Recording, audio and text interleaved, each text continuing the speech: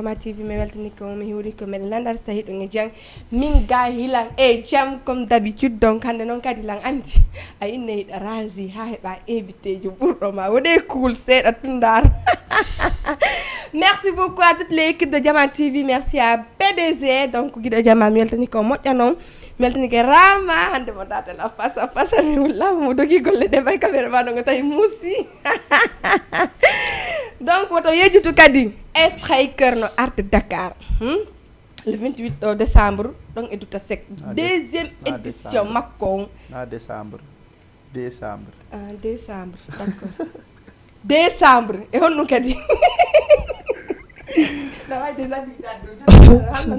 décembre décembre ko non ka honno kadi hikkiti donc décembre hare yo jama ar e honno kadi be addoram buudi yobe wonu hare kadi be wona cool d'accord an do woni cool min la woni cool bayna mi kukuru ani tigan décembre d'accord décembre woni cool la ni welirta la donc ande do ande émission men wodon folie musicale donc folie jidi mi pigi di fop do ande ko folie comédie merci beaucoup donc hare metti mo to présento wonu cool comment tu vas ouais ça va woni cool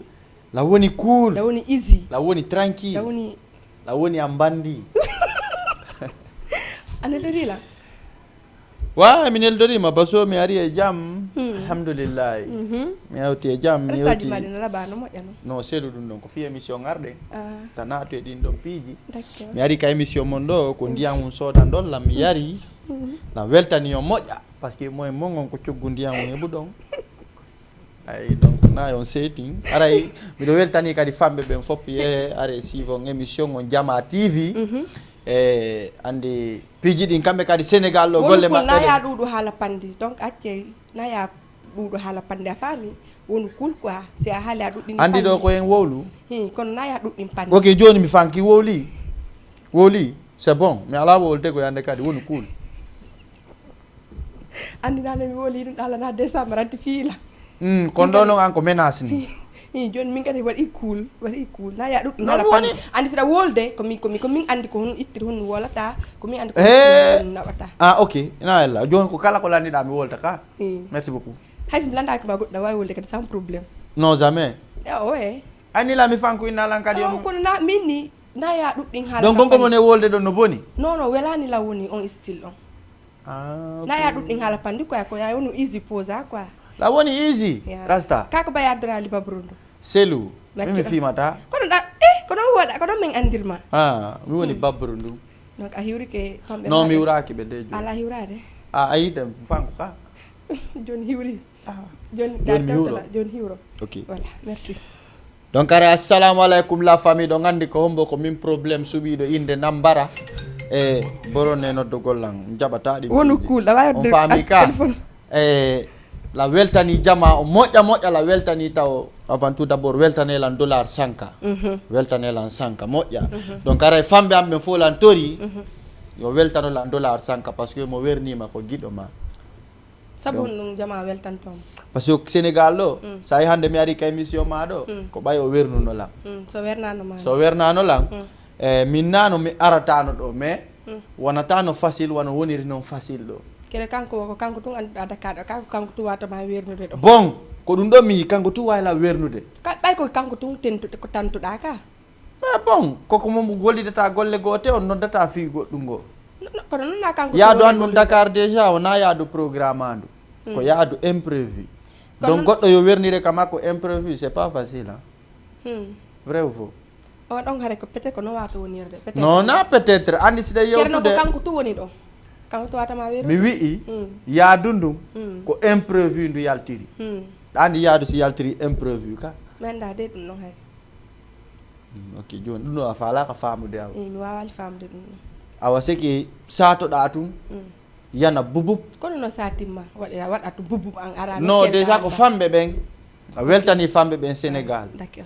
fambe ambe Sénégal andi goddo golle kala de gollata yo tawe tu ngara himbe ben no hidi parce que na fo wawata ma hidudude kono Jama widirta ma dayna to fambe on jama kono be hidirma kono tawda jama kono andi an kono yimbe be hidirma no min dum no yaltede no wata tefu dum no ata tefu min kali yimbe no min mi tefe parce que bilang invité ma commission do sa okay. do amati fu dem yanda min himbe be ko sabonu be dirila parce que comme créateur de contenu d'accord piji ko mi watta ko no wela be kono non da wadde kono won da wadde do ko tawta ye woni ye glacé ka wala lawol voilà on non be yilang be hidilang après on dum kadi voilà sel o marque mon wujjura do wonu cool parce que non non an créé dum no kono wonu cool kono créé da dum kono idde ngare ko mo yida no wadi o wonu cool da aya mi data wonu fudi to repeat ko hombo wujjuda o wonu cool won don ta fejju don taw non mi ngawa accu mi fejja question ngon a fami hombo mi wujji wonu cool ko hombo no wujjuda wadda wonu cool mu ja goto marko d'accord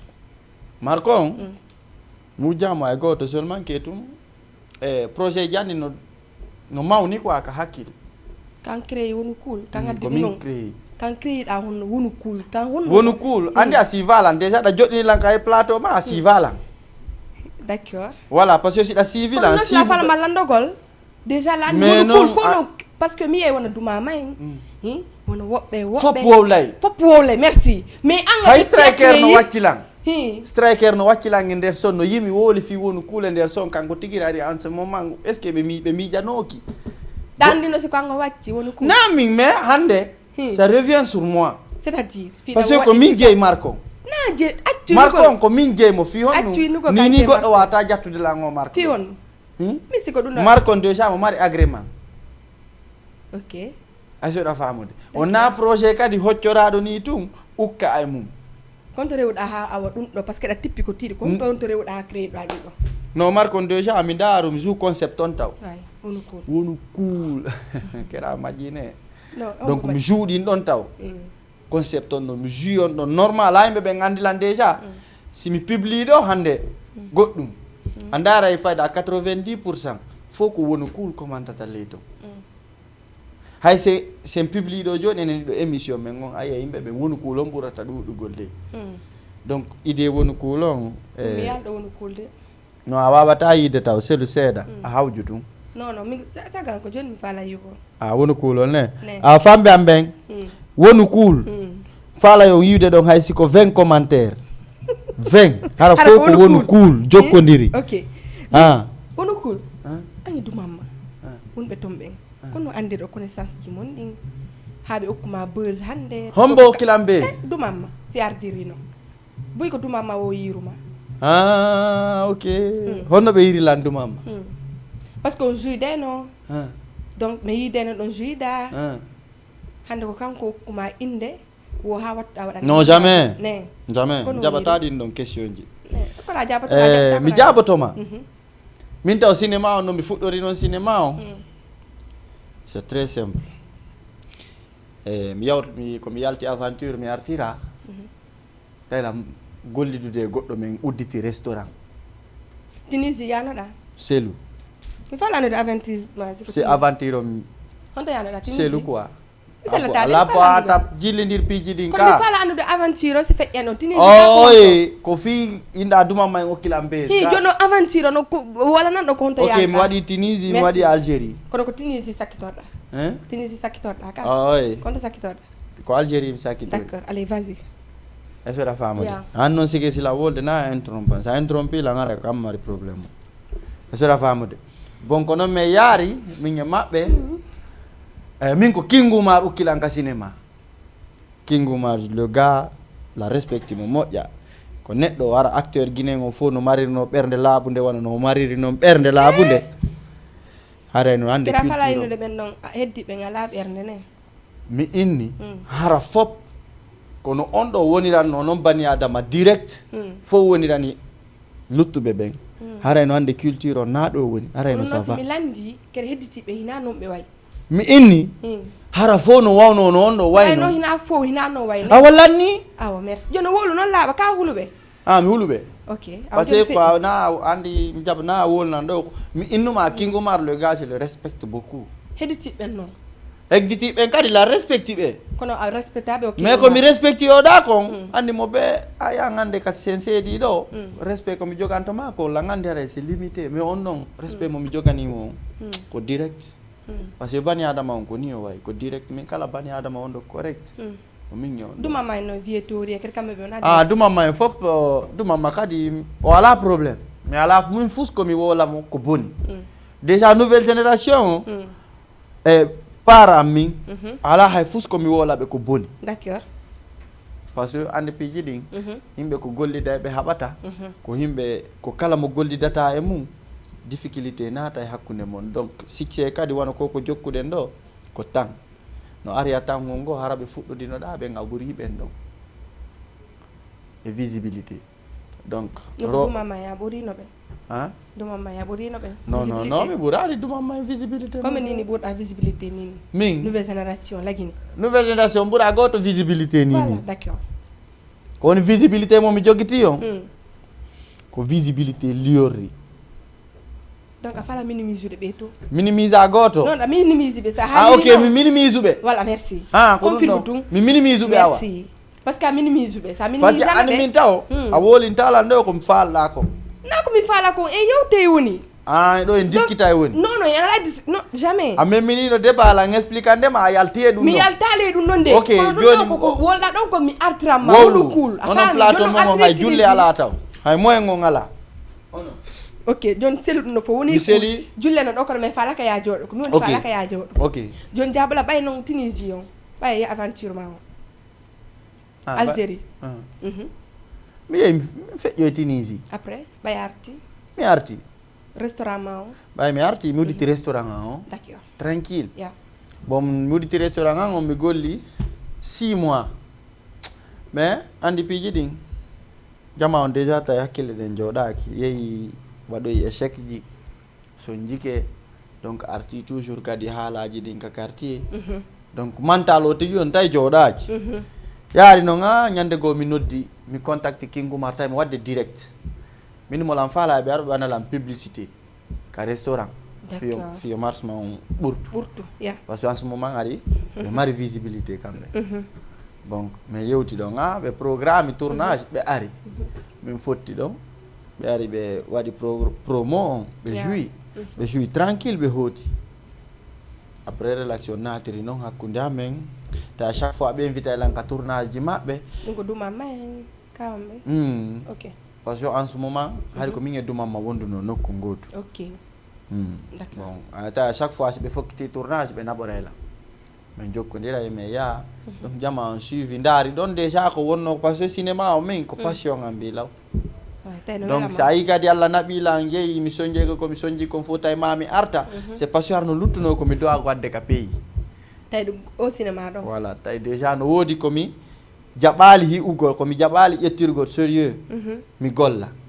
tawi déjà no lutte par ce que andi piiji ɗin destin ma o c'est inévitable kala ko windanaɗa ko ɗum ɗon watta ko ɗum ɗon a rewa e mum bien sûr donc bani adama hawju ɗum joni aɗa continue restaurant ma ha joni ou bien non restaurant o arno tawi yaadata par ce que cinéma o golle affaire réseaux sociaux yaadata e golle ko tawi no réseaux sociaux ɓuranima placement koye wonɗa mi yeyti a yeyti noon mi yeyti wuɗima udditinoɗa ɗon ka ko goɗɗo goo non restaurant o ko min e goɗɗo wanno collaboration jum ko gande ko Amérique d'accord o haaltano ɗum o heɓano probléme entre mon bon non ok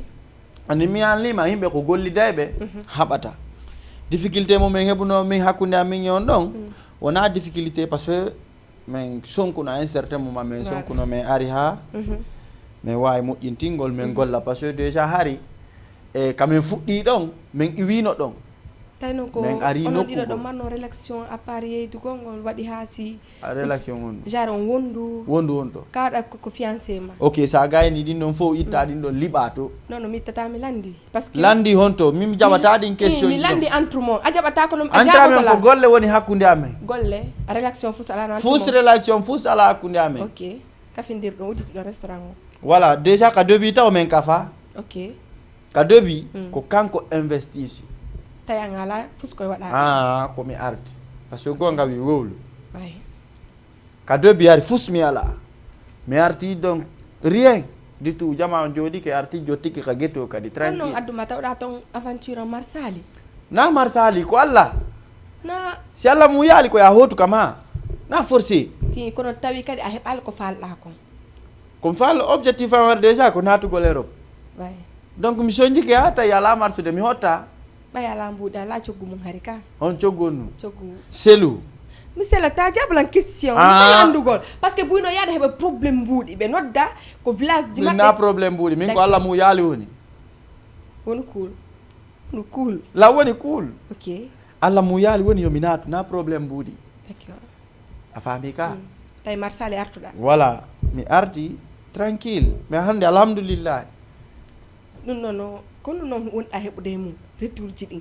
gila fuɗɗiɗa cinéma o cinéma o par ce que a monétisali page ma on ka page am monétisaka fi hon Facebook no moni fi hon ɗo moni mi welali ɓe taw joni noon kono no woniri a welali facebook hiɗa innude déjà taw an hiɗa mari visibilité mo tawata hedditiɓe e pourtant le laguine fo jeune ɓe mais na visibilité jonnata monétisation c'est vrai kono ɓe monétise ko ɗon ɓe woni e gollude c'est I, ko ɗon ɓe woni e ko réseau gollude. ɗa wawno monétise ude an kadi mais andi probléme o objectif an o na Facebook woni compte woni Facebook ko audience e visibilité mon e ɗaɓɓude ok si mi heɓi visibilité si hande si monétisation ƴetti ka page an ça m'arrange arrange aylan piiji bus wano dépannage e bus dépannaylan mais le contraire ok a heɓude ɓuuri sa monétise no non bon min natala heɓude ɓuuri ɗum ɗon ko c'est parce que lammari woni projet ji ɗi woni e wadde projet hara ji hon ɗum a selu à part o cinéma ɗo projet ji hon ɗi marɗa hande min page an o monétisaka mais hande la watti marque an o no woodi bus ɓe page ji mum monétisaka ou bien kono hara hande la yeeyde dara noon ɗa minimise ɓe ko ɗum en fait ko ɓay a ari tawɗa fi a créé o marque ma ɗo waɗi siɗa jippinde fi a créé marque ma on a huuti ɗum ani ko million ji jeli ukka e ɗum ko million ji jeli à peu près kona combien finance uɗa ɗum ɗo marque ma non marque an on déjà min na min finance mo comme bono finance mo voilà c'est un grand à moi hiɗirɗo la ni fi Allah ene laaɗo par ce que wawi winnayi min komi bandijo ko rôle bandi mi fijata par ce que ɗa yiɗi guitte yut voilà ko nder toon mi yalti ko nder to wonno ko toon sike ka nder guetto mi mawni ya pijanni fayda soñdia ko ɓuuri naɓude kon fof ka nder guetto sonja hono naɓunoɗa toon ko ɗum e sondiaji difficulté o no ɗuuɗi ka guetto lannata senditanan seeɗa no ɗuuɗi seeɗa tu ƴettana ko ɓuuri sattude andi ka guetto déjà sa woni ka guetto no wawi école ka guetto no waywa école c'est que sa ari o yaha janggo sa jangi jaɓa par ce que hande wano min komi yahayno ka guetto ari 10 ans la mari 10 ans naati ka guetto on to mbaɗa janggorde école ka selu min jangga l'école ha hande mi naata l'école d'accord ɓayno woni ko guetto yut a jaɓita o non no wawi wonde na fo hande janggi ɗum ɗo fof no wawi wonde en fait no woodi ɓe jangga hande no woodi jangguɓe hande donc na fo non mi jangguno école seeɗa ya jangguno école seeɗa mais selu quoi mi jaɓali tawɗa ala hakkil nouveau hombo min noon la mari hakkil ko min noon mari hakkil sa marno hakkil si kana yaltena toon hombo Allah mu yaali yomi jang accu innugol Allah mu yaali déjà taw jaabi question an o gonno yaltinoma ko école ɓayɓe tawi nouveau ma par ce que harano gasa min ko min woni jaɓali jangude famille an on falanoyomi jangu par ce que école welatalan kono weleno maari o cinéma voilà min ari ko mbuuɗi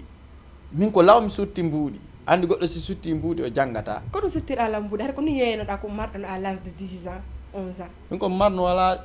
ɗin duuɓi ɗon ari mi yeeyayno mi yayno mi ƴogoya ndiyan ka koloyji mi ara mi yeeya ka daral dambi mi yaha mi yeeya huuɗo haari on tuma ɗo wonde famille ma o d'accord a wonde famille o mais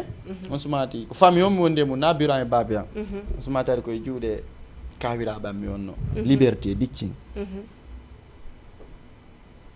ok wonno yeyenoɗa adda mi yayno mi ƴogoya mbanna e sumbu walla mi ƴogoya ngal siyo walla ko sem 1000 francs ɓe yoɓayno on tan e yoɓaynolam mi yayno mi ƴogoya mi adda siyo walla mi wallina siyo walla be ko 1000 francs la wawno ƴogude ɗon ha heɓa siko 10 000 ñallal ngal kikiɗe mi yaha ya hanto wona cool soda babrundu non mi wata ka suudu est ce que na ɗon ittuɗa genre suttuɗa fimugol ɗin ɗon piiji non blaga déjà hande kam won ɗo Yeah. ka dobi ar mi fimayno manini mi fimata maktino fimugol fiwnu ay déjà moƴƴana famille amen o moƴƴana famille ka moƴƴanama an no ka famille tigiri waɗa woni moƴƴana famille on hari mi fimayno ko ɗum woniri moƴƴana famille o andi piiji gon ton ko waɗete ka famille ji ko ɗum yayi e bus no feetira ni ɓenna ko drogue feetini mo drogue feetinta ah donc simi famille mo won ɗum no hiɓe lotani ɗum ɗon nder ɗum ɗum ɗo na ko fijirte sa waɗino ɗum no kono waɗeno après no bon a perde contrôle en feeta plus kadi piiji ɗin adnama on satta e moƴƴa quoi tawɗa arrangement tawi déjà mi seli joni ko ɗum no jointa joie ɗum ɗo ina babru ndum sa fimata bab a wata joude sa fimata bab a wata wonde tranquille sa tawi goɗɗo hayno joguiti bab ɗum no wadda on ha tawata hara inna on tigi woni kulma yon tigi jonnire babru ma ndu par ce que hay saabu ɗum a wulli sabu babru no ala wullinde wahe par ce que andi piiji ɗin ko ɗon on ɗon déjà jonnilan force babru ndu wa andi sami ndaaru e nder culture on acteur on no fanɗi mi woni acteur jo premier acteur ƴetto drogue yaltina e nder vidéo hara wawi siki hara koye mi joue mi waɗa ɗum ɗon habitude quoi mi joua adanalma noon probléme adanalan probléme allah ta addanan probléme kadi par ce que déjà ko mi woni probléme donc mi heɓata probléme hiɗa andi sa accitali noon usage woɓɓe aral menan sugol ma ha hande fi ɗum ɗo woɓɓe ha hande goɗɗo men ha sallah no déjà anno mi woni e waɗirde noon wona no boniri ko contenu mi woni e ɗaɓɓude andi déjà ka réseau sa yi hande mi darike ka plateau ma ɗo acteur ɓe buy no woodi ay sénégal ɗo ɓe rewali ɗo ou bien c'est parce que contenu ji maɓɓe ɗi moƴƴa ɓe jaɓali créide sa créyali kere wo anda créé min lan créé min tu lammari inde jelu inde jelu on mari lammari probléme lammari babru ndu woni kuul koye hoore an bappa a bonara ittu woni kuul on ɗum no hina jeeyi kombo jeeyi ɗum ɗo déjà innu a waɗi honno innu a waɗi marque ɗum ɗon kono hina jeeyi non jamais joni mi faala joni déjà taɗa andi ɗum ɗo on marque ɗo hina finance mo déjà taw marque on selu aynin an finance mo ina min finance mo mais ko min addi mo joni retour ji ɗin ko ange makko sendata ka min fota e terre a wandina jeeyi non même pas déjà taw ƴetto en peut être gollowo an kere na gollowo ƴettaɗa na gotum sa wolaalɗo a yoɓetake billahi kono an kadi sa gollali so ƴettani non jamais allah ta seytan naato hakkude amen ko wawata men waddude amina mais hande hay si ari min e makko men seedi o wata gollitirde marko fiyonu c'est parce que na kanko jeeyi ko kanko finance mbuuɗi makko ɗin anda ko jeeɗa mbuuɗi hande parce que ɓenne wo mbuuɗi hari fiyonu haɗi o finance e goɗɗum ngo parce que a noddimo innamo hita falirani non kono ɗon woniri c'est que ta naatu non joni wolanan simi naata noon an joni naati woodi expliqué to naati ɗum non c'est parce que a noddimo peut être déjà no woodi ɓe mi faalaka yo andu quoi tranquille waɗi si minnuma ko min e goɗɗo woni e gollidude ko fiya faamu donc déjà ala fus komi fenana non donc innugol ma ko seki mi ara ɗo joni mi daro ka plateau ɗo mi manta hoore an quoi mi fena min na wawi lam finance ɗo 20 millions ma 30 millions ma 40 millions fi markan o c'est parce que la ɓawa na c'est parce que laaɓa c'est parce que wona min finance ko jeyɗa kon e ko golliduɗa e goɗɗo mi tañƴinaki ɗum ɗo waɗe probléme sa mais ɗa andi noon ko si en tant que ko si a gollidi e goɗɗo si heɓana ko ma kon ko ɗon goye wonirta joni noon an noon ko ɗon waɗi somi innuma ittu woni kuulon accu innugol kan jeeyi joni ko hombo woni yeeyde o marque ɗo harana o ƴettoya yeeyammo hombo jamais si jamais kono joni déplacement lagine arɗa ɗo ya yeeyu ɗiɗo marque c'est parce que famɓe am ɓen no faala c'est parce que mo andi koye jungo ma o heɓirta mbuuɗi makko ɗi jamais si sina ɗo o ƴettano mbuuɗi so anduno mi si mi heɓatano ara mi anduno fus mi ala nalan go yoɓude kono hina jeeyi na kanko o watala yoɓude o watala yoɓude kanko déjà hakkille makko de mo andi min komi arani ɗo ko fiye sike ko fiyo men fo men heɓu on taw ko neɗɗo o sike ɓayɗa wolde a faala wolde mi woola haalaji ko on ton ko on ɗo waɗani lan kon a kontay kono waɗama sike har tawata goɗɗo yo ƴettu caméra valeur de 17 millions o okkama franc guiné o okkama fi projet ji ma ɗi keɗa toraki muɗum ok o yini tu wel ama suuɗo hokkuma par ce que ɓeni acteur ji ɓe buy toroto wonɓe leyɗe non jamais ina okkami waɗa ɗum ɗo min ñawlan ɗum ɗo na ka émission ɗo a anduɓe lamɓe no andila min mi dogata ɓawa goɗɗo min siɗa mari a marani hoorema o no woni kul moƴƴinde noon ɗiɗa marque ja dogu ɓawa makko non mi doga ɓawa makko mon frère wolu ko anduɗa mi jaɓata ɗum noon hay sa jaɓata ɗum ɗo mais mi landi na landal noon hobbala mi yiyetoma a wowlu awa mi inni ɗum ɗo par ce que déjà tamal ko a wona an jeeyi kombo jeeyi ko kanko finance ɗon accu accepta fi wata jama arne peut être hara ko arnaqueur won a wadde maɗo ko waytata noon ko an jeeyi maɗo ni won cool mais on marque ɗo jama o yiɗimo Dakar ɗo jama o soodimo par ce que mbiɗa yiide kon a publié de ko ko ɗum ɗum mi addi men fala andude mi yiɗum ɗon yiide mayi o par ce que ko mone waɗirde ko fiyo hiu ko noon kadi a tawata ko goɗɗo kadi finance fiya yeyamo non jamais accu ɗum accu wi ani a yalta e ɗin ɗo non mi yaltata e ɗin ɗo ko ɗum ɗon mi fala andude hannde ni kam dari ɗo par ce que a waɗa mi wola piji ɗim do aka wolde wolu mahen wonu cool boutique kan on no en cours damari boutique nini mo en cours mo gollede kono marɗa hono boutique conci ka conci ok comme on ton nini min on ɗon ko min comme on e gollude to non o seke o gasal kam ko ɗum min mo en cours probléme innoɗa fiimum kono minuma min no en cours non non cool kono ɗum no signifie woni cool o min ni no en cours ok en cours wolu laaɓa d' accord on passe hanga heɓi haala joni o paral taw fino jama wata faami o gasal taw d' accord joni ni à peu près à part au cinéma ɗo ko ɗum a wadde par cinéma o fos mi ala wadde fi hono tañiniɗa ɗum ɗo haray par ce que waɗi mi faalaka jillidirde fus e cinéma on ko tawata empêche lan gollugol cinéma awaɗa yiɗi o cinéma de kadi cinéma no empêchement ya wawa wadde goɗɗum o cinéma ɗo ko andi ko famata ande e wono ƴetten ɗo golle ɗe mi ande mi wata yaltude mi wata arde jooɗo e boutique mi yeeya so tawi komi valorise hoore an ɗa tañƴini noon yo jakka ɗamari valeur ɗa no mari valeur mi Sénégal ɗo e hoore mum ka wonɗen ɗo Médina ɗo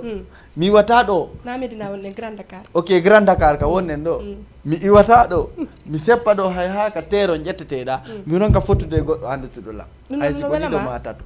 ko yimɓe ɓe andi mais ko no wattama fiére ko wonɗa wadde kon yimɓe ɓe no andi no yiide ko wonɗa wadde kon par ce que woɓɓe yiyete hay so tawi ɓe yiidema mais fiyoɓe hiwroma hade ko probléme ɓena est ce que tonintinaki non min mi ala on probléme famɓe am ɓen fof no andi min mi ala probléme mingol ƴetto bala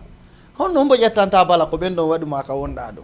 par ce que mais yiye ɗum ɗo ɗum no boyi wona laguine e star ɓe ɓen ɓenne ɓe ari ɗo kata hay so goɗɗo hiru keɓe ɓenne ko probléme jamanu wullitade ɗum ɗo ko noon parti ɗo par ce que fof ɗen andi si ɗen ko région piiji ɗi fof on fotte majji sa yiɓe noon est ce que a wonay tranquille est ce que haraɗa min famɓe am ɓen na wolu golan fiiɗen ka émission ɗo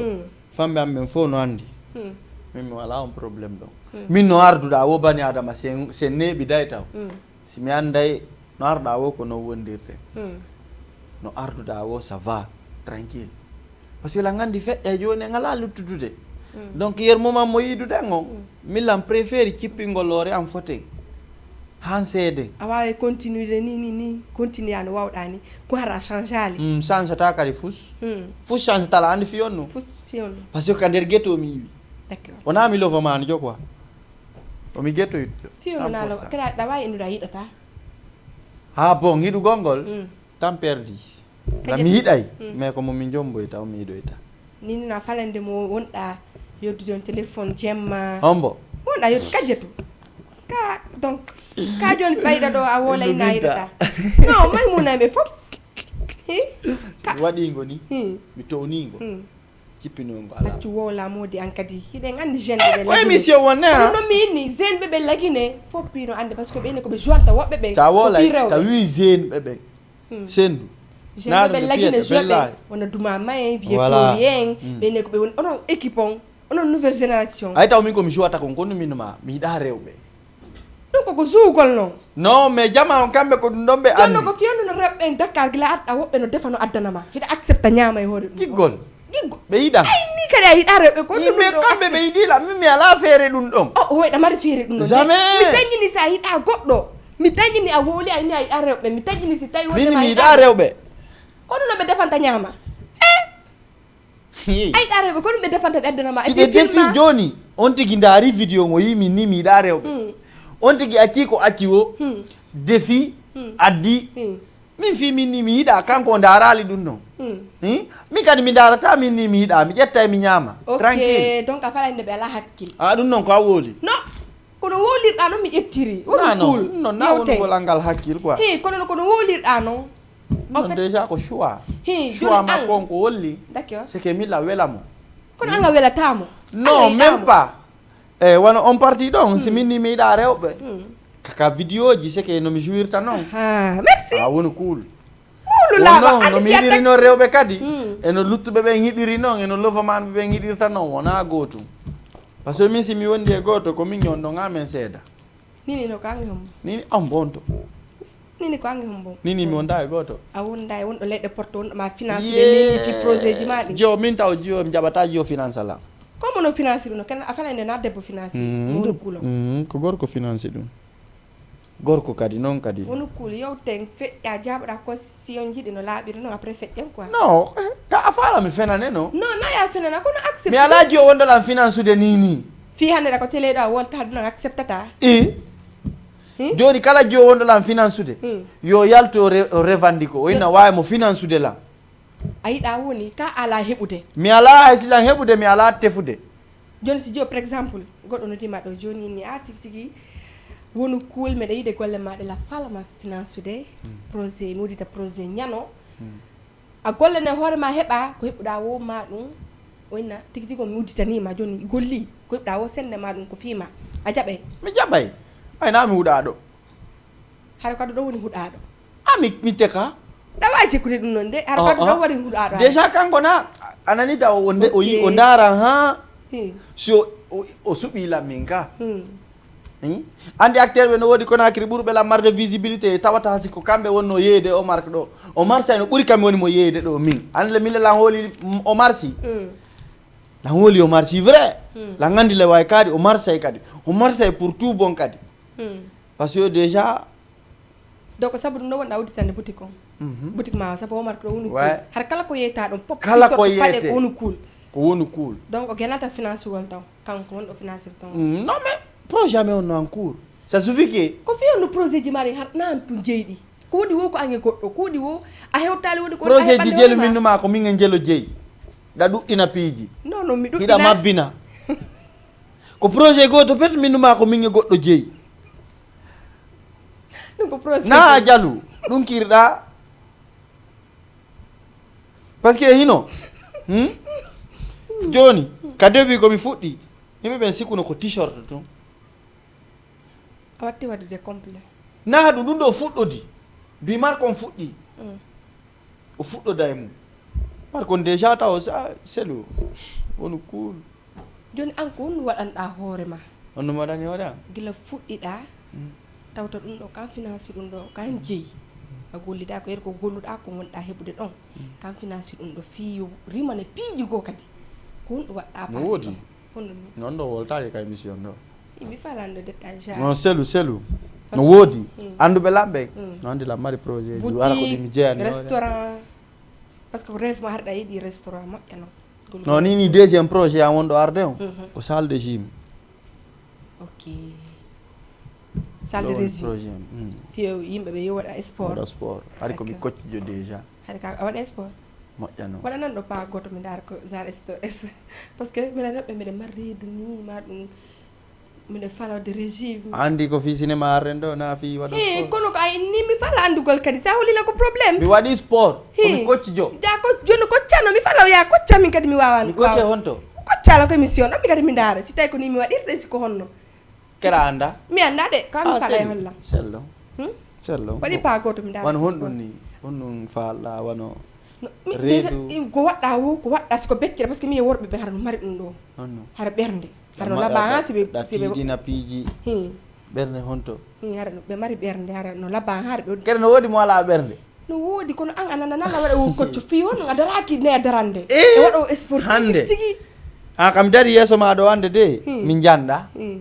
mais min anduɓe lammen fof si ɓe ilan ka vidéo accunugol anduɓe lampen accu ikkugol déjà ɓennata ɓe andaba taw déjà accu ɗum ɗon min no joni mi waɗata mais mi hollete preuve mi wawi mi waɗi sport ɗum ɗo dena gasa mi hollata hollan preuve on voilà si mi hollima preuve on ça va ɗon mi holoto hollan Ok. preuve on d'accord accu ta jaɓuɗin piiji mi wolta ko mi waɗali Hmm. faut regarder très bien regarde ça modi hay rama no wawi ɗum ɗo honnu ndaru faut regarder si rama waɗi ɗum sport ni kono ngi sport ni yiɗa ara yimɓerde maɓɓe nen no jandi ko ɗon ko jandi nowni koccu ɗum ɗo ndaru dole ke on mais are hollanda ɗum ɗo boutique ma on kadi boutique on boutique ma wonɗa wawtitude ɗon selu ɗum ɗon en ala ena adde ɗin piiji ɗum ɗo a hollatala mi hollatama joni mono ŋooƴi kadi noon ŋooƴi jare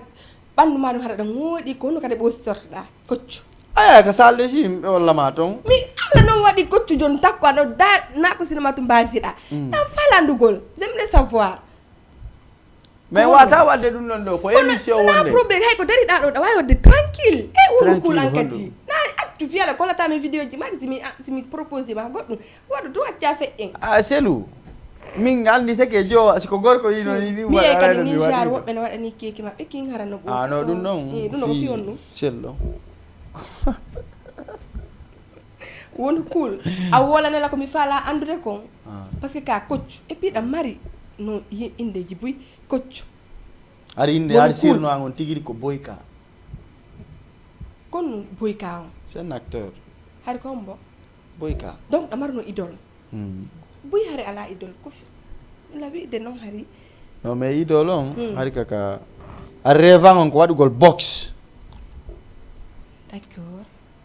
ari ko waɗugol box mi ɓurno rêvugol par ce que ɗum ɗon mi wakkilanino ɗum ɗon mais par ce que a Tunisie mi natno sal to mi golli seeɗa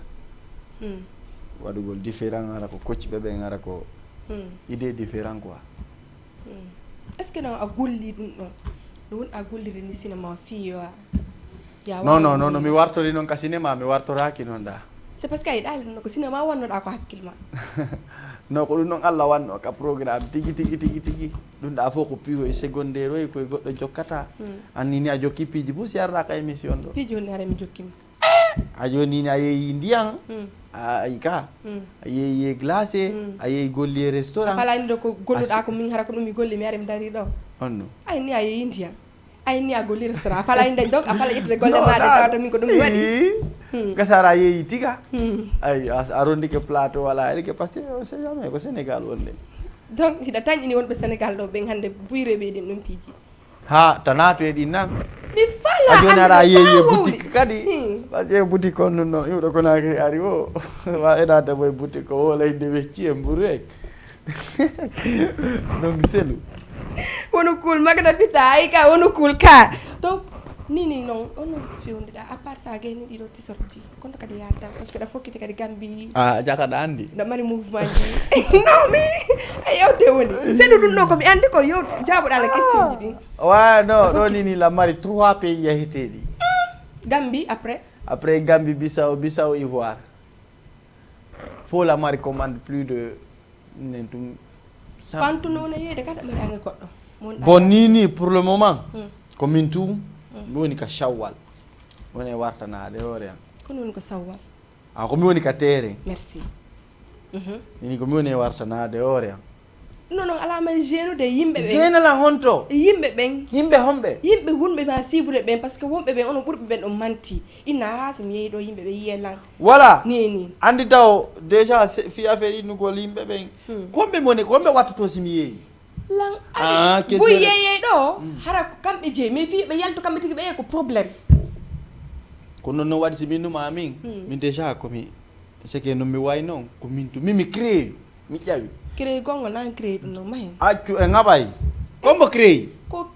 finance ɗo woni kuulon jeeyi o woyi à part ɗum ɗo min haade mi créé no projet o mi walnimo déjà o wali kono ala coggu mum mais ala no gollirama non mais mi ala coggu mum mi ala coggu mum là je suis d'accord mais hande ɓay mi wanno projet on ka hoore an mi walninimo mi arrange mo ha moƴƴi mi traité ha moƴƴi mi walnini ko ɗum waɗi si hande projet o no yalti hana mi néglige no fi affaire on projet mi seli mi yettirali sérieux quoi hara no hande na do mi woni affaire on ba am mar kon taw déjà o boosti lan kadi de plus parce que boosti yite be tay ambition on nano be mijorno non be tawri be tay vision no ton objectif no der ton donc neddo sa woni homme de public fo tawata créer pium o succès dum ko tang jagat andi dum non mi la ngandi mi ngol la ngandi succès ko tang donc lande sidi non yar ka alla o kori lando image nganku kay jama on hidi lando o moment do mi profitata mi hebata ko mi investisa hande déjà si mi wakili kadi ha mi bi boutique bus wona fier kadi de plus parce que tay marko déjà on est sérieux voilà kadi hattal hande kadi hay sina marko to mi yeyo tander ton mi hebi boutique mi hebi départ la wa yeyde dum don der ton hande kadi mi wona tranquille mi joie amarde no ko nda hebde ko parce que burbe ben hande no yidi wona enen jeune be ben yidi yaltugol blaga fija yaay ani min blaga ngon konto andu be lambe fop blaga ngon kander getu min boîte wala tala longe wala tala donc ako rewbe wala tama rewbe kadi mi hajaka rewbe bonnalam programme min jiwo bonnalam programme billahi no nafi da dari do ma fi yimbe ben no sivude ko drogo ma bonnu maka drogo ka no na drogo babrulo déjà la homa jonde do exemple artiste be dan tawata no be wondiri non e fambe mabbe be sa ndari atawa plupart ko menen fayda yalta ben kandir gitu tun jogi on wano lollipop na loli selu fo ko pop na ya bonninde wen awa lollipop merci lollipop joma science ka kandir gitu o jawi est ce que o golduno 3 ans ok o gollali 3 ans parce que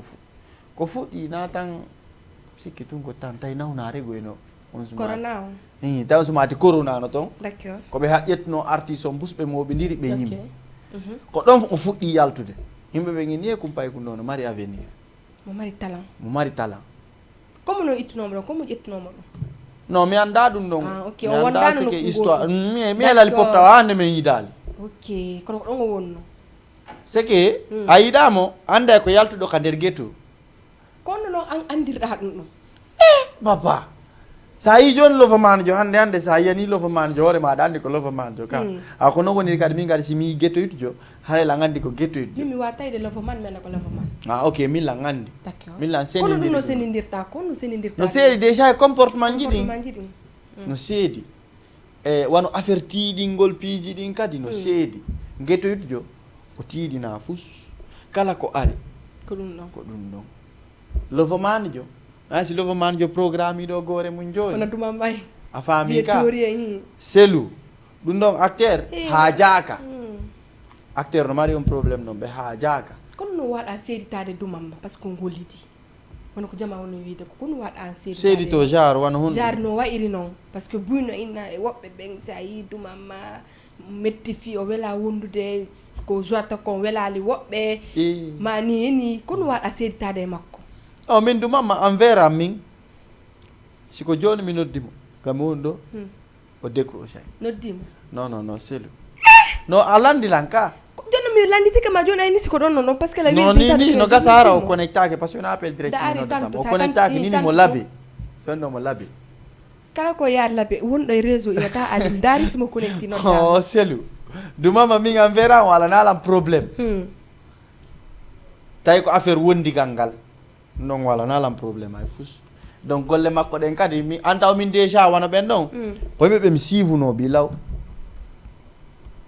du mamma kombos torio kingumar no inen tun kombos équipe on dal en tout cas nouvelle génération arlan sivi be modja mi dareno be surtout du mamma e kombos on tangari kanko e kingumar woni e golle dude on tangari mi siva be on tan nyaharla maghreb ala mi ala ko nakri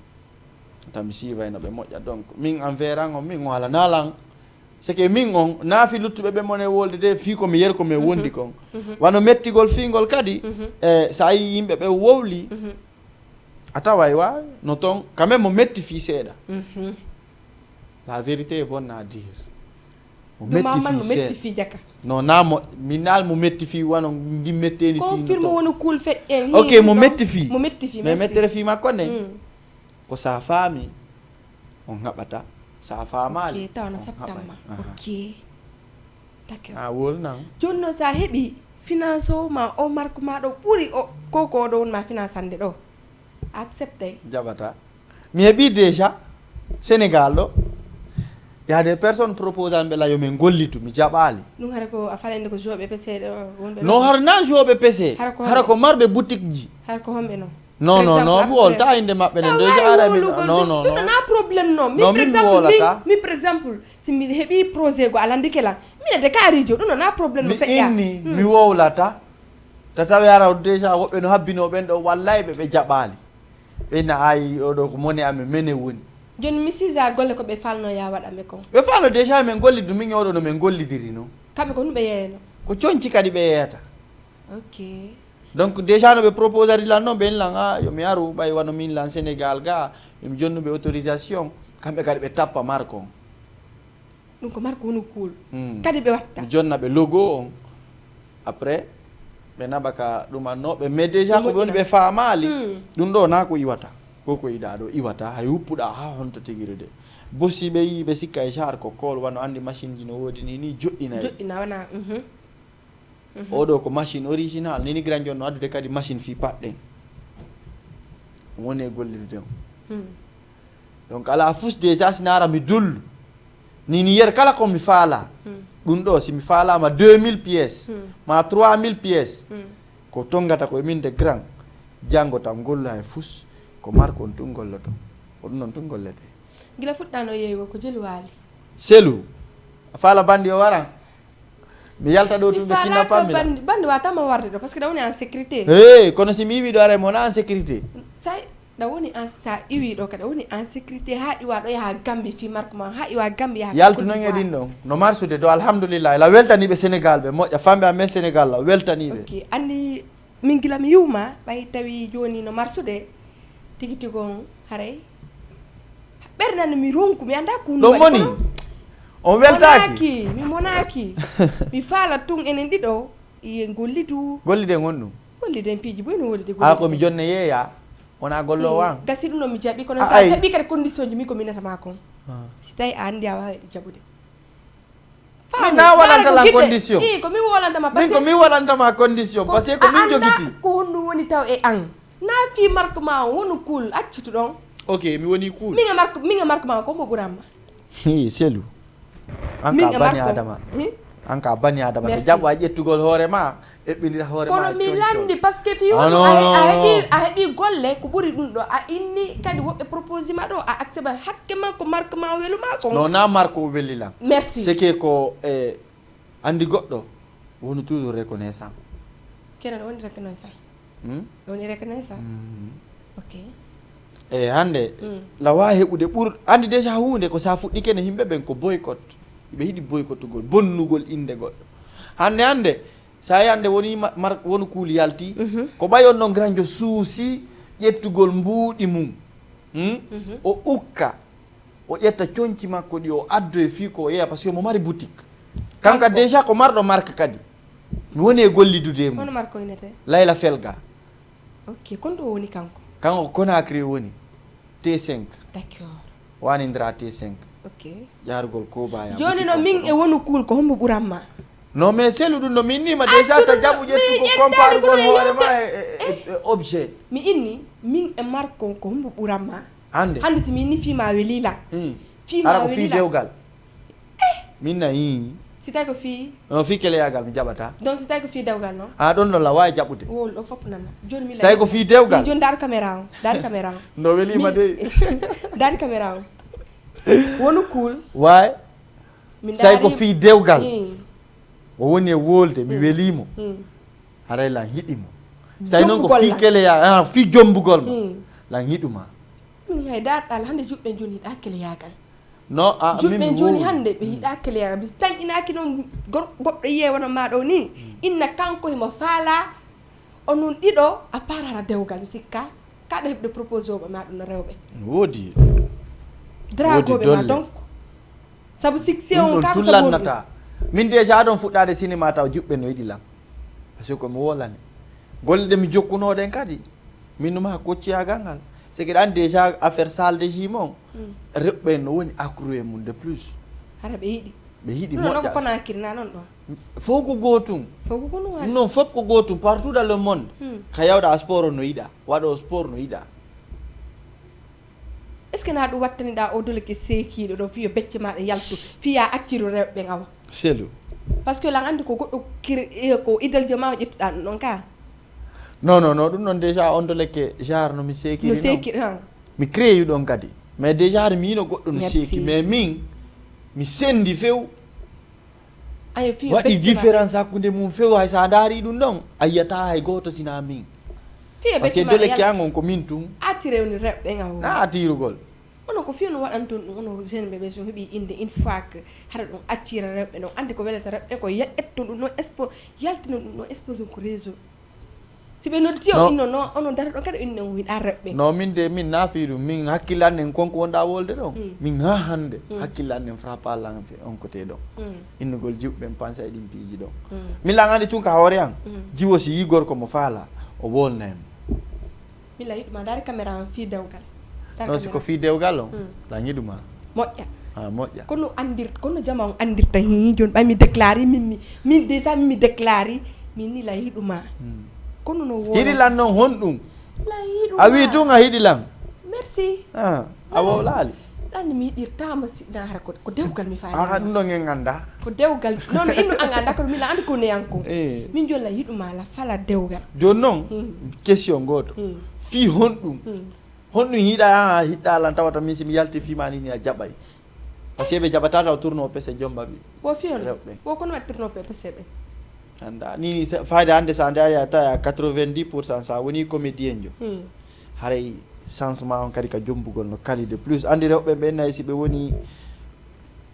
actrice ɓe aray no sattani ɓe kaɓe jombete awa ko no woniri kadi worɓe ɓen to jama on sikku an bus a yeeyde ara ɓe jombaali mais famille ji ɗin enen fulɓe ɓen ɗe mari probléme ɗe mari sérieux probléme on partiro affaire jombidirgol ngol wano acteur jo si hande wano min hande mi yaltiɗo joni fi jiwo hara on ɗon hara mi yi jiwo ngo welilam fi dewgal maga dappita an kadi woni cool a faami ka mi yalti min na wawi mi ara ka famille min na wawi mi yiyo jiwo ɗo lam faalama ko on ɗum ɓe attoma landade taw ko on ɗum woni golle ma min na ko tourno pese ɓe hokkatama ɓeynete ok kono waɗi tourno pese kono waɗi on ɗon tourno pese o ɓeyni o tourno pese voilà avenir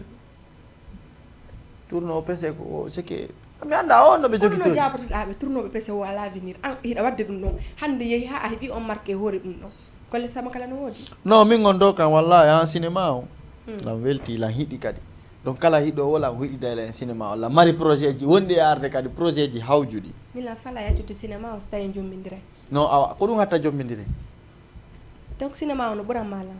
na affaire andi cinéma o no ɓuranma lan ko golle an ɗen noon koye ɗum ɗon yiiɗa lan ha wiɗaɗa faalala innu na ɗum noon to woni golle ɗo andi min sila wolandema siɗa yewtude koye woni sérieux par ce que woni sérieux ne sérieux la woni sérieux a faami mi daari mi tawi a wellilan dewgal donc mi déclaré woni amourant o joni noon anno ñande kadi mino noon ɗadraga goɗɗo émission seeɗu ɗum yejjiti ɗum andi on ɗon hari mi falano tun falamo ukkugol e merci joni noon an ɗum ɗon ha ko samakalen déjà on noon hari no jombi Allah waɗi noon a jomba ha hande a haltorogol ɓeynuma yokkata ka andi famille ji goo wono seeda no woni toon woɓɓe peut être ɓe ƴettere goɗɗum goo mene kadi rewɓe so ɓe inni si gorko woni populaire mais inne mi yiɗa ka mais min tigi tigi on an wo marque ma wo foppo welila la falano ya accepta na dra accepta ɗo halla jama force merci beaucoup à vous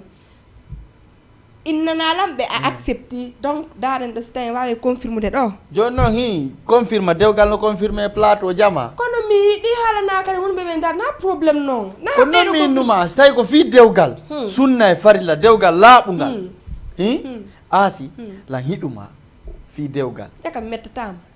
non na ɗum ala ko mettiral an déjà fo sa waɗa Allah a yiyan tu hiɗuɗa Allah tawɗa mi welima ne ok sa gayni fanka kono ayiyan tun tawɗa fi an ene ɗiɗo wawi yadde mi welima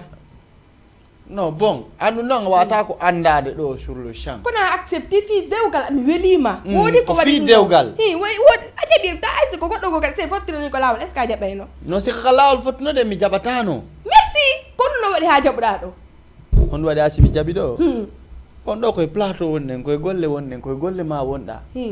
ɗo déjà na bandiyagal wonɗa wadde ɗo na puynan jokkuɗa ɗo ittu ɗum ɗon ko dewgal ngal hakkude men kono ngal dewgal ngal ɓayna ko golle ɗo waɗi ha si jaɓuɗa min hande simi joom mbima haare ko ɗo sabo yaltiri voilà ka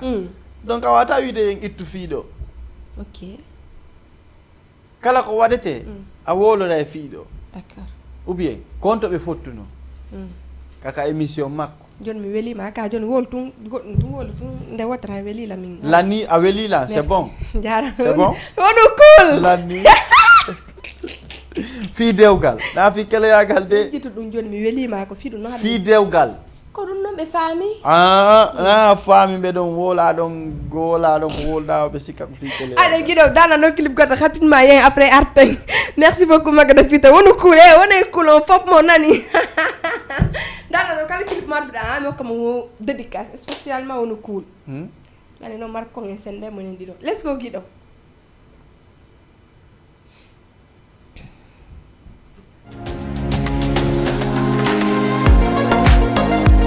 Diama TV avec vous, jour après jour. Le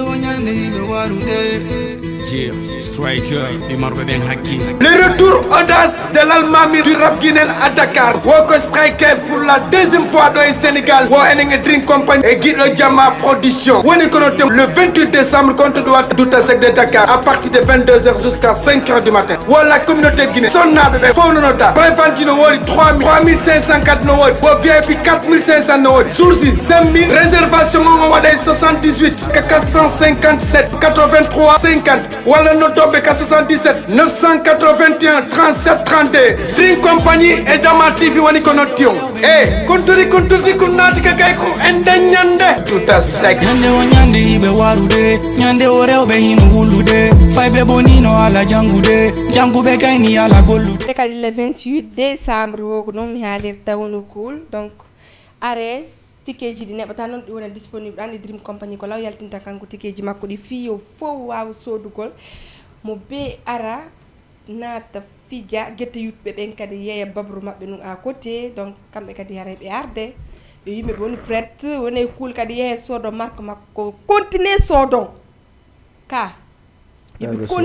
continue ɗaɗa fokkiti déjà gambi kadi ɓe habbima no gambi noon lan habba moƴƴa gambi ɗo habbane jamanu noddunoma vrai ane sattano ko wonɗa sodde yeyire ko jamanu alamende no satti mune yeyde marque an kon est ce que hari goɗɗo yeeyi ɗum ɗon marque yeeyiri on prix ɗon marque par ce que déjà min taw woodi no wiɓe lan Sénégal yimɓe ɓen sotta marque tawi a décourage ke décourage o mi gay ndino e décourage agol neeɓi min kala komi watta ko direct min mi ala seke duttu ka hakkille an hindugol wawi si mi waɗi ɗum ɗo moƴƴay non mi ala plan B ka an d'accord ko plan A tum si moƴƴi moƴƴi si boni boni systéme aventurier ko non way ko lawol parce que a yanguike déjà andi ko lan andi déjà kadi mi watta kadi hunde har lan andi min fewjanta hoore an ko boni lan anduno déjà sa mi fewti on grand joɗo minnimo grand hindo markan o donc a fewtima haala mo ɗum kono noyi nan na a non wala na ɗum sike no min golliri noon d'accord no min yidiri noon ha min golli andi ko fi fedde indépendance min on min yiiduno min inni meɗen gollude moƴƴingol t-shirt ji ɗi par ce que kanko déjà moƴƴinde ok t-shirt fedde indépendance on kanko moƴƴinde donc ini lam peti ari yeeye ok mi ndaaro ɓaytal am mari visibilité si ɓe ukkike yeeygol mum yimɓe ɓen sooday hay soko sabu ko ɓe anduma kon mi ari déjà par ce que woni kuulon ko deuxiéme logo on ni troisiéme logo on ni kam ko 3 logo ok woni cool oɗo ko logo ok ande oɗo ko signe woni cool on ni tigui oɗo no toon déjà ko oɗo mi atti wadde donc jama o landi moƴƴa min ok pourquoi pas men mi waɗi kadi babru ndu nder mi waɗi WC ko fleur wal ngal woni nder toon babru ndu ko logo tigui joni noon kono ɗon min tigui mi jooɗi mi créan yoore am ok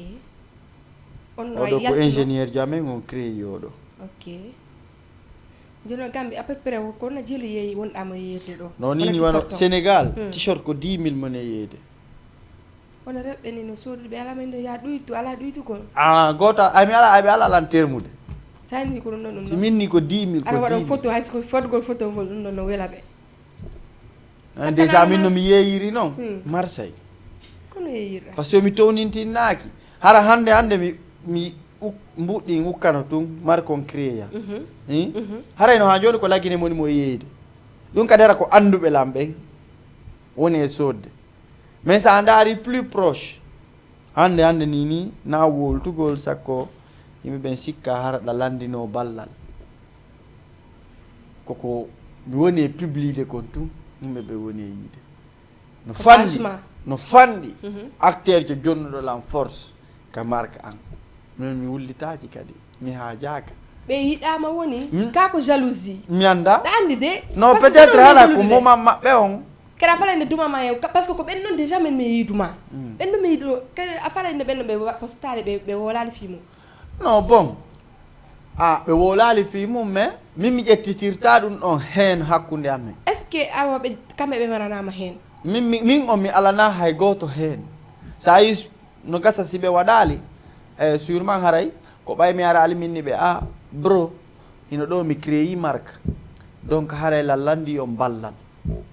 donc peut être ara ko ɗum ɗon ɓe habbi déjà haray mi ara mi teddinaɓe donc ko ɗum waɗi min déjà mi waɗa heen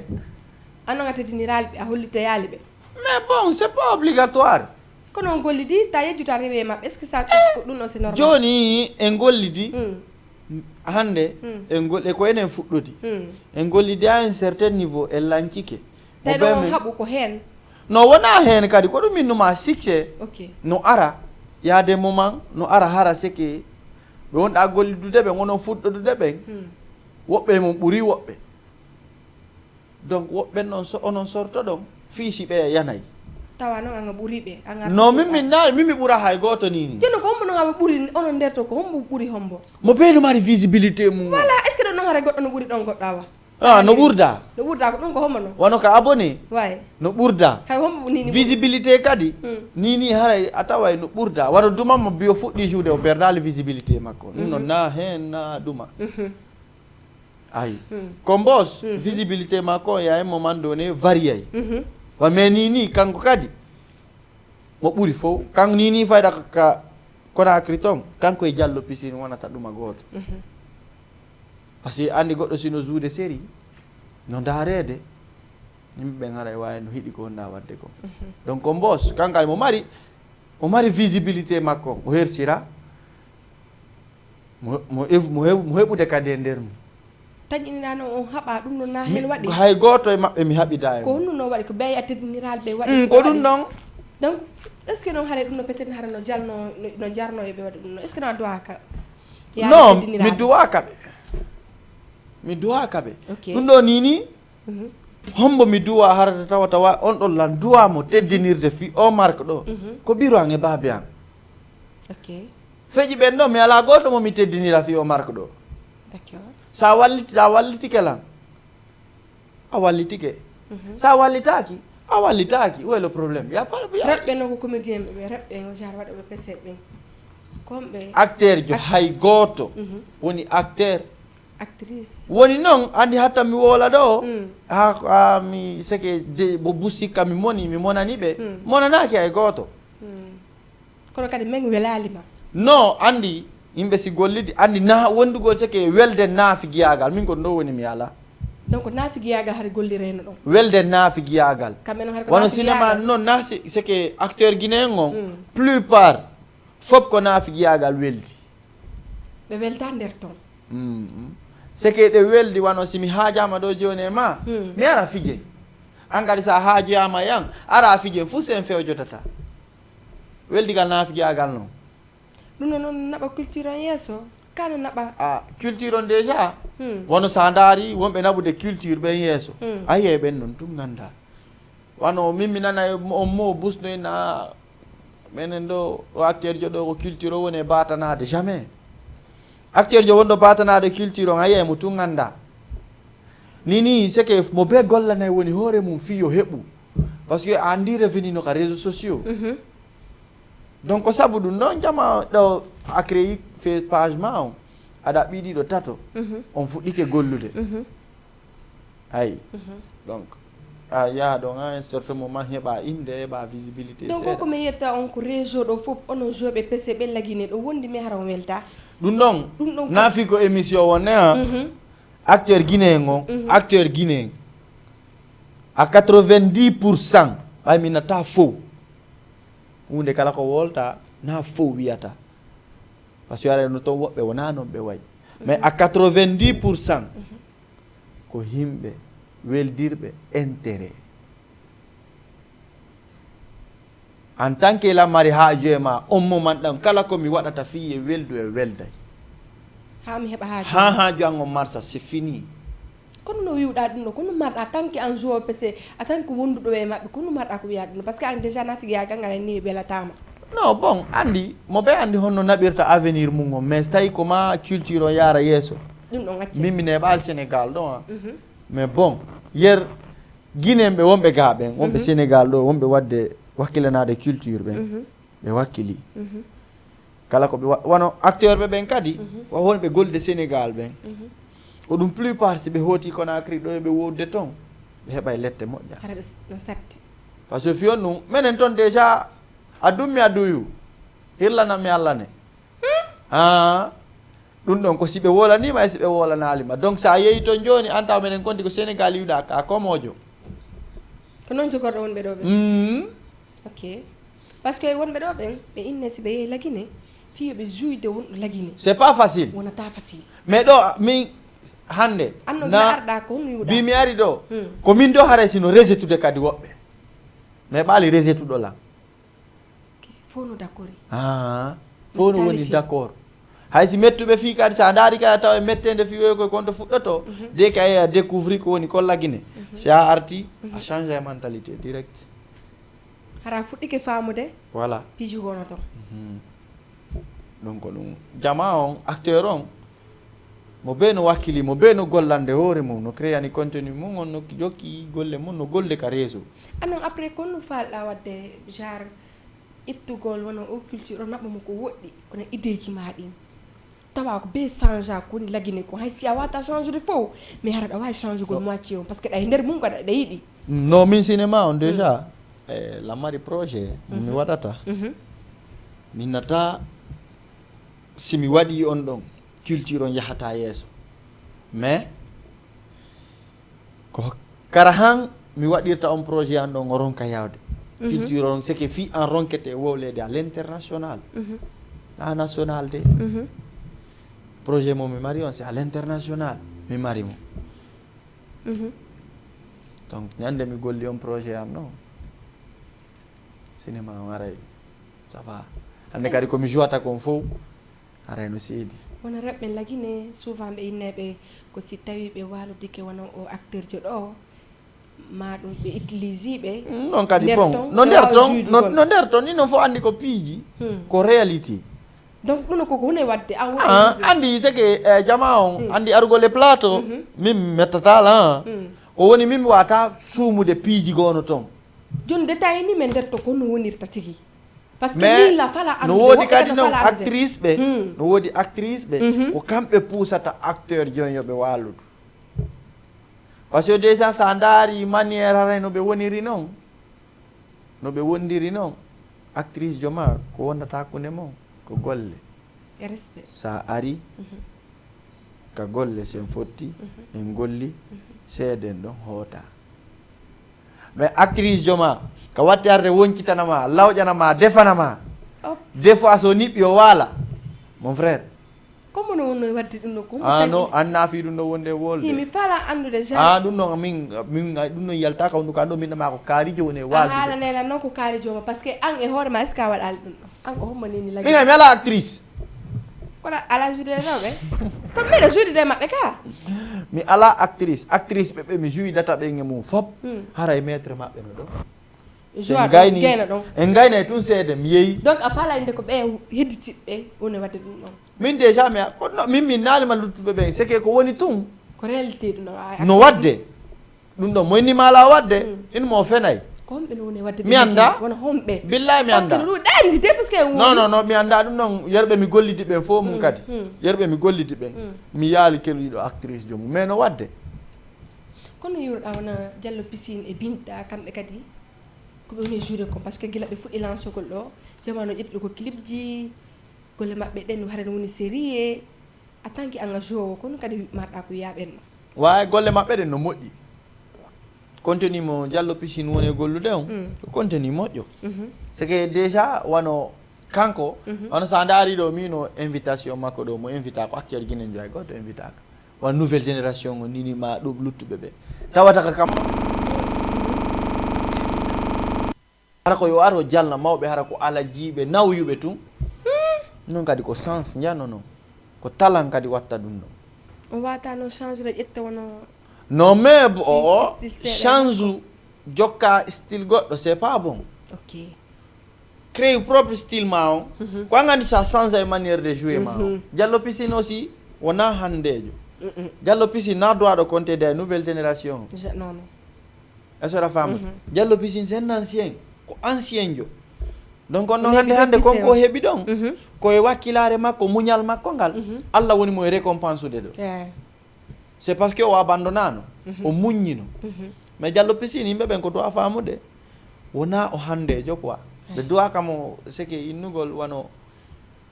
mo ɓuuri wano luttuɓe ɓen non o ɓuura ɓuura luttuɓe ɓen de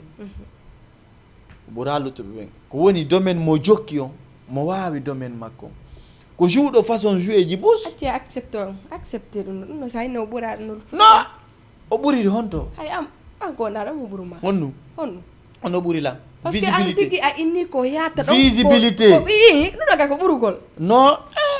visibilité réseaux sociaux mais kanko ko yata toon hande mo wawi présentade an tigui a woli e mawɓe mais ono jamais ɗon on wata présentade ɗum jamais voilà jamais jonno ko honno ɗum ɗon ko a wowli na mi wowli ɗum ɗon woni cool non kanko hande ko wawi daragol ɗon o présente o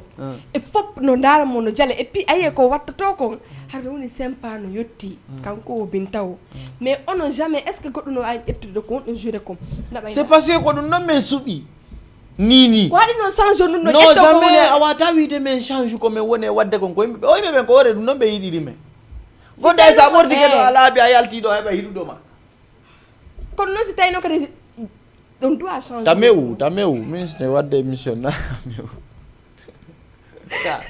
non mi ala mewri non so mi inni wono cool ɗum doit changer ko konko no wadde ɗon kon honno si tawi onon kadi on fala présenta gol mais no woniri na wattannene no Diallo Piscine ko woni e juude kon ɓuri kon kadi kaka même Fouta Diallo ɓurata représenté mais ɓe ta daari noon a taway fiya wono à l'international il est obligé ko ma o change o change ɗum ɗon sikano ɗum no naɓatama international jamais encore no naɓatama wa international waɗe juude on naɓatala international o projet ji ɗi naɓatama kere kanko noon a falende ɗum ɗo koko woni wadala projet ji andi yan en haɓay min naalima wala projet jonno ko ɓay sa naati wigol woni ko ma men change look amen on min ƴettal look makko on ministre ça c'est impossible wata min on quand même mi wawata waɗo c'est impossible min déjà mi wawata copiade goɗɗo min an déjà mi feƴƴino ɗon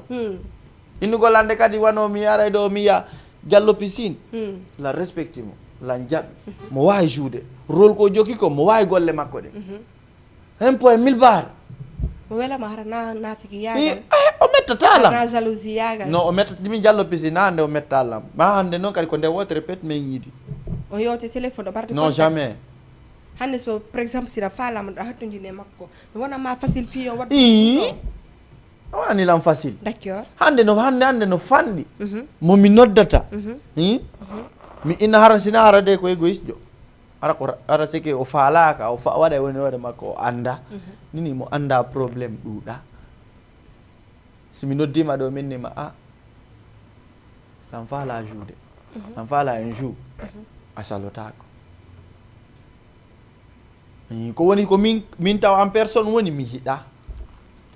a hiɗa hunde mi yiɗa gollidugol fayda e andaɗo marɗo visibilité ji wona ko kanko okkuma welatalam no kana jalousie yaga na jalousie non non hande so tawiɗa hattojine marɗo visibilité simi heeɓiɗo joni tawata simi heeɓiɗo joni tawata wuure moƴƴay ma moƴƴata ko ma jallo piscine si obligé mami joni tama golle makko de voilà donc ta innu ɗum noga ƴettata ɗon mais ko wano innugol wawi ɓay yaray nini anta kadi ko famata visibilité réseaux sociaux ko tan joni a wata monétise gol page ma on heɓa ɗon an kadi dara solution selu na selu ɗum noon par ce que kadi lan andi fof sina min page an on monétise aka goɗɗo andata ande de siko anduɗo réseau publicité yaltay vidéo janni réel janni no monétise a sa ayni ko fiya feere publicité wonɗa wirde on tigui anday ɗum ɗon woɓɓe no haray no trom fami ka voilà donc joni woto ɓe yejjitu mi répétike strike le 28 ranidiri compagnie e jamati seron ko enen jeeyi ko menen jeeyi en fop men jeeyi woni cool on fop le 28 si Allah jaɓi décembre haɗen dutta sec hande ɗe mari invité wonu kuli mari ɗo yeygo kanka tisottuji makko ɗin hande noon ɗen andi wona fasi fiyaɓe star ɓe par ce que ɗa andi haɗa ɓe townintini ƴettugol ɓe ara no metti fi donc kara han o ardi ɗo mais vu que bon ɓay min e makko hara men jommidiray joni hara jama no wawi habbitagol wono mimi mariage makko ko waɗi ɗo kon min kadde hara ko noon mi faalira waɗugol wonu kuul joni ganda so tawi en firti falaka ko mimi mariage minis ko waɗi ko en gayninogoy ɗon ɗa wawi innude ɗo ko ɗo goy mi wolno minilam falaka so tawi mariage makko on kono oɗa waɗiri noon mi watta kere ko kono ko fiyu no firtanɗa ɗum o lette noon kuddi ɗindi ukketen ɗon e mariage ɗindi naɓana en départ jano wonu cool aɗuma ɗo hande no wawi remude piiji buy joni noon wala ɗinɗi jombidirten noon kadi uddita place ji partout dans le pays yara ko wonu cool min ɗum noon a firtata ɗum mais la siɗa hooli firtata on firtata peere de sa ko noon de waɗirte ɗum min ko noon miga ko noon mi faada ɗum woni tendance o ko noon waɗirta ɗum woni tendance o non c'est possible o waye ɗo waɗa ko waɗi par ce que iɗa gollude miɗo gollude ko an ande on no financirta mariage golluɗa ɗen financirte mariage hala ko on mbo huuɗa kere wo ɗum ko guddi billahi na barki noon ɗum tawaka e barki fes wawata ƴettude plus de 100 millions ma 150 millions mi ukka e mariage ye ɗum ko probléme janno noon anda hiɗa mara visibilité ɗum no c'est normal waɗa townalan ça c'est pas normal comment ça c'est pas normal c'est seedoyno mi ƴetta fof mi natta kadi kamon ka voilà min mi perdi ara ɗon min mi perdi ɗon noon hombo faala ɗin perdi ɗon jamais mi jombima ko goro tun mi naɓata ka mon ɗum ko jo hombo ƴaɓata ɗum an ko ɗum en ala jombidire ko ɗo men wuhuɓuno o waye oɗo men firti kadi nan hewti ka affaire jombi min e wata firtude ɗum ɗon ɗum no mi ferantama kono noon marɗa ko wiyaɓe donc hewti ko fin émission message on muɗum marɗa ko lança jama o message ko anndanɗa hoorema harana itta woni kuulon ma itta marque ma on to par ce que ko message ko anndanɗa hoorema no e ma public ma on ara ko no darotoɗa no kadi ko ya comporte wona tranquille jamais non ala joude PC ko nder ga mon frère anno ko tourno PC nodduɗa joni la fala dernier message ma on lança a tigi daru micro fusion ɗum ɗo sen gayniɗo si Allah jaɓi mi sodante yayi wolo ɗum de kede ko fiita mi mansoɗo ɗum nder ga on ɗo selu donc a tigi haray ko mari komi wolana on onon famɓe ɓen onon famɓe jama TV ɓen miɗo weltani on moƴƴa miɗo weltani Asi miɗo weltani Souleymane wonɓe sabu yiltitota ɗa weltani la weltani Souleymane no yiltito ɗon fopta sawe ay wettike ngal berewal ko fi ko woɗanani ko welilan accutu ɗa weltani joni noon ko toon noon mine yaade merci ok bébé mahi ara weltane jama TV moƴƴa weltano ɗon surtout adduɗo lan ɗo wonɗo saabu mi ari ɗo Souleymane donc c'est nga mo hiɗi lam moƴƴa ne dogirde ɓawa weltano ɗon kadi jiwunku moƴƴa jiwo on hombo Asi hombo média merci weltano ɗon mo moƴƴa malgré mo fiddi mais golle makko ɗen Allah nawruɗe yeeso ndara waɗano ko wonɗa wolde ko la sentirde on to min ko famɓe ɓen mi darta kono ko siɗa wolde fiyanko ya ndara jamais mi watama darde ɗo walla darde deɗi no fiyalla dara min accita famɓe ɓe siɗa wolde fiyan sa feƴƴi noon ɗon no wola no fi famɓe ɓen ok Allah nawru golle maɗe yeeso bébé on bo min oui atin watama wiide bébé ɗo wallandude ɗum no feƴƴa no accita ko ɗo émission woni landude kam wiyatama ɗon bébé pose watta émission on direct sa noon ɗayɗi ɗum ɗo kawa layiɗi jamais waɗo bébé on to kasi waɗo séria joni bébé on ɗon hiɗi ka on hiɗa joni ɓe waɗu ka commentaire ji sa heeɓi 5 personnes innoɓe bébé wiɓe bébé ale wonne la 5 haysi ko 5 commentaire innoɓe lan bébé yo innan bébé inne tum bébé hara men faami mi jeeji on fiyalla 5 commentaire mi faala Salaman on fof mon merci Lamine Prési waɗu bébé fiyalla une belle émission merci beaucoup DJ Lamine Prési kankadi mo ardano e doole préparé donc Lamine nini projet ji maɗa no teddide Lamine waɗu bébé fiyalla waɗe bébé on fof mon Souleymane naati waɗa bébé Rama naate waɗon bébé mi jeeji o guiɗa jama aƴa bébé aƴa mais ɓe wonɓe nder gago Don Alfi merci beaucoup belle émission merci Lamine allez une belle émission merci beaucoup Lamine Prési mais ittu ɗum no waɗu bébé merci bébé en heeɓi bébé goto no heddi 4 yo allez mayi bébé no heddi 3 bébé no heddi 2 personnes waɗen 20 waɗe 20 ok gasti wo ko 20 joni mahen kadi let's go 5 1 2 3 4 5 no heddi kadi mahen bébé kadi yo ar bébé merci 6 allez bébé yo ar let's go winde ko commentaire bébé 8 ɗum tumɓe faala yiide merci beaucoup merci Lamine Prési waɗu bébé 8 9 10 allez let's go 11 no heddani la 9 personnes heddi 9 personnes voilà no heddi kadi 8 personnes 7 personnes merci beaucoup no heddi kadi Souleymane ɗo ko duukini on nder o tawaka ok d'accord joni heddi 5 comment 5 fof 5 heddi merci beaucoup merci Mamadou Sellou merci beaucoup bébé waɗu bébé na cœurom Sellou yejjude cœurom bébé merci beaucoup Alphonse merci no heddi 2 personnes kala waɗɗo dernier bébé on haray no mari cadeau spécial merci beaucoup bébé sérieux et puis on ko bébé sérieux o windi bébé sérieux merci beaucoup allez no heddi kadi ko goto ɗon heddi dernier on ko hombo Souleymane yaltu anka no innima tawaka no heddi goto commentaire enoni Mohamed woni dernier commentaire bébé allez déclaré on ɗum hanni mi seke anndi min mi faamaali tigi ko fiyon ɗum wonno ɗen soobe seke ko min e bébé quoi aɗa looti de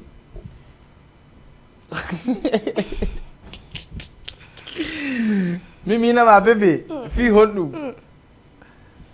hara ko fii dewgal Seydou Oumar merci beaucoup Dream Compagnie le 28 c'est la jaɓe mo ni ko commentaire ji kala faalaɗo tikkeji ɗi ma dolekeji ɗi striker fi concert makko donc e duta sek haray no woni prête joni wolo accami gaynto duwa on gento kono bébé fiyala duuɗi selu mi wata bébé on selu ok ka tigi min ko mi wiyata ko bébé pour le moment ko babru donc aray ono winduɓe bébé ɓen fof on perdi voilà bébé asimo probléme billahi jangu commentaire ji ɗi to jangu to mais la jangude fiyalla innan tum bébé hay soko nde woodi an kadi joni a waynnan bébé bébé an ya ni ɗum par ce que min la gandi simi wowli bébé ɗum noon wonay haala bébé dari bébé jidi fiala dari bébé jidi mus dada kadi wadu bébé inno yo innam bébé mi jeetima ko feng émission ni anon kadi golle maɗen Allah nawruɗe yeeso amina bébé Allah okkore ko faala amina Allah dande sagoyɓe ma ɓen an go ɓayanala bébé an go on innam bébé selu ɗum ɗon accumi gaynto awa gayni to Allah okkore ko faalɗa ko amina Allah janɗin émission mon on ɓurani amina ñande goo hara na ɗo won ɗon hara Sénégal ɗo ɗum ɓuri fof jaɓo amin ka amin awa sa jaɓata amin acca ɗon amin voilà halayla weltanima moƴƴa wakkilo moƴƴa golle maɗen ɗe moƴƴi merci beaucoup honno ayata bébé ɗo innan tunga sita ko sabu ay ɓiyam ɓen ok joni min namo bébé par sama kala quoi bébé mi ittu sama kalon ittu sama kalon ok ittu sama kalon ok bébé c'est bon enne la musuwar merci yoy ni la bébé ɗon noon ngallata musdada merci beaucoup ni la bébé haraɓe piyalla non ta hulu goɗɗo piyatama Ye. ene no ɗayi ɗilan soɓe arnaka sama kala noon ka non say ko fi dewgal de hin ɗayi ɗilan ka ittu fi ɗum ɗo keleyagal babru ɗum kadi ittu fi ɗum no min ko fiya min tum fi dewgal o ɗum nollani ɗuma nollani ka voilà son artiste jango min artiste jango waɗana Zagazay ɗayiɗimo moƴƴano kaɓi faljuna kan kanko mi hawriti billahi kono no dari min lan andi anduma andi zag istilma o hoɓe ɓe